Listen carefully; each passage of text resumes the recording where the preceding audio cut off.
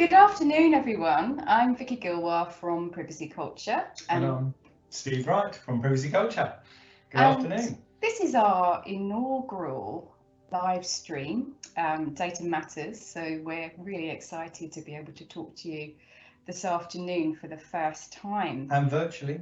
And probably the last time actually that we'll be in the same place together. We are the required 1.5 metre distance. We are. It is wonderful to see how in times of crisis that we are coming together as communities, large and small. Definitely. And I'm proud that, you know, the way that we're getting through this, and we're a long way off, but it's wonderful to see. It's moving so quickly. Yeah. You know, the landscape's shifting every day, isn't it? So, and speaking of communities, the cyber security and privacy community, I've seen some fantastic initiatives coming up there. Yeah, so I've got an idea. Okay. Well, this is just, you know, these things come to me, as you know, in the middle of the night. I think we should nominate buddies.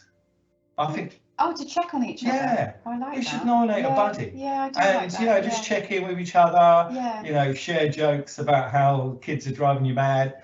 We're not going to get much privacy now. Yeah, privacy's out the window. Yeah, I like the buddy. Yeah, I just think we need to buddy up. And there's a couple of people that spring to my mind. But if we all buddied up with someone remotely, and then just checked in on each other and just kept that sort of community together. Definitely. And PrivSec from Data Protection World Forum, they are actually organising their inaugural complete one-day online event. So they're bringing their conference online at the end of April. I think it's on the 30th of April. So I'd look out for that. And I'm definitely going to sign up for that. I was going to say, because it will give you like a whole day of different people talking, and you feel a really good chance to feel engaged. So I think that'll be great. I'll put that in the diary.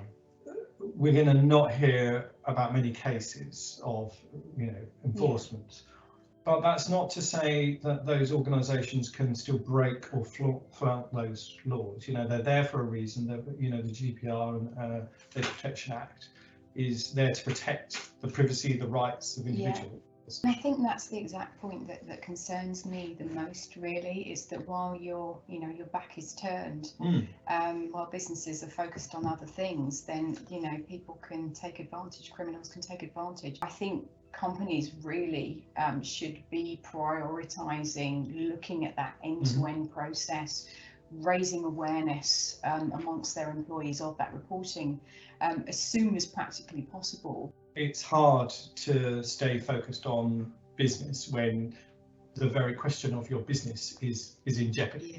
Yeah. So how in that time do we focus on the right things? But I'm certainly going to be using this as an opportunity to relearn some of my old skills. I think personally that organisations or bosses, and I'm certainly seeing this, and I know we both are, that they're looking at this as an opportunity, like this training I'm providing on Monday. You know, 2 virtual classrooms, they're 2 hours long, and I'll have about 15, 20 people per classroom. Now, I've no idea how that's going to go, by the way. I mean, it could be disastrous. In terms of prioritisation for privacy at the moment, sales and marketing are going to be out there. They're going to be trying to keep the company visible. So they, for me, are the priority in terms of that privacy knowledge. They're going to be the forefront of every business, every company. You know, data is absolutely critical. That's why this show is called Data Matters. I think we should be helping our salespeople to think how they can better utilise the data. And there's so many myths around what you can and can't do with the data, and some are quite finite. But there is, you know, it's appropriate, it's proportionate, it's risk-based, it's necessity, it's, you know, it's all that kind of legitimate interest assessments and doing your privacy impact assessments, stuff like that. And as long as you've got that, there's a lot of this you can do. Right, I've got a new question coming in. I'm not sure. I hope we covered that off. Do you think employees will engage in training with so much else to worry about? That's good. I'm going to ask you that one. Yeah, well, I mean, you did start to talk about this earlier, and I think you're absolutely right. I think, and with the quiet I mentioned earlier as well, with some quiet time, I think people will actually relish that ability to be able to just simply focus on something and just shut out the rest of the noise. Now we're forced to work from home 5 days a week.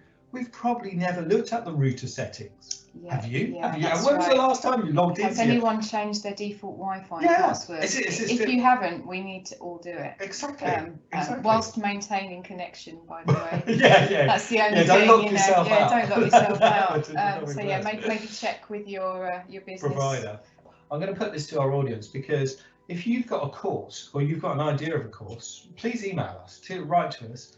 No, you can't write to us. PO box doesn't exist anymore.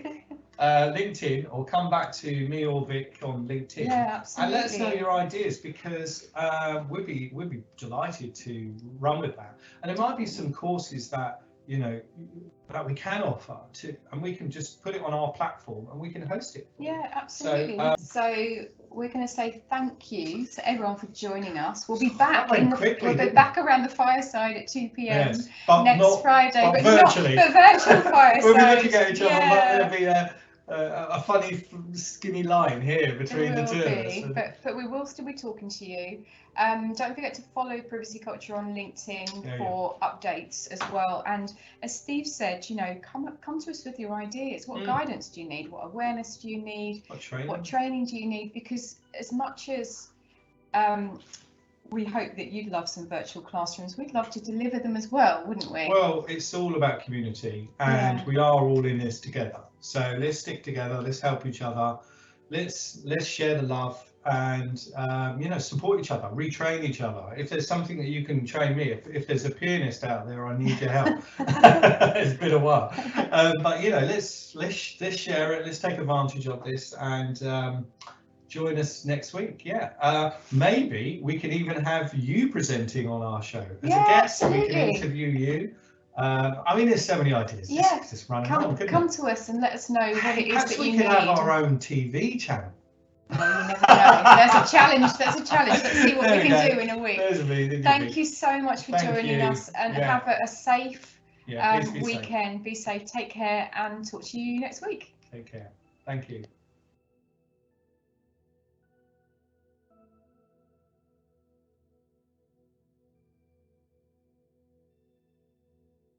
Thanks for joining us. See you next week. Yeah, thank you. Thanks a lot. Bye. And out. High five! Virtual.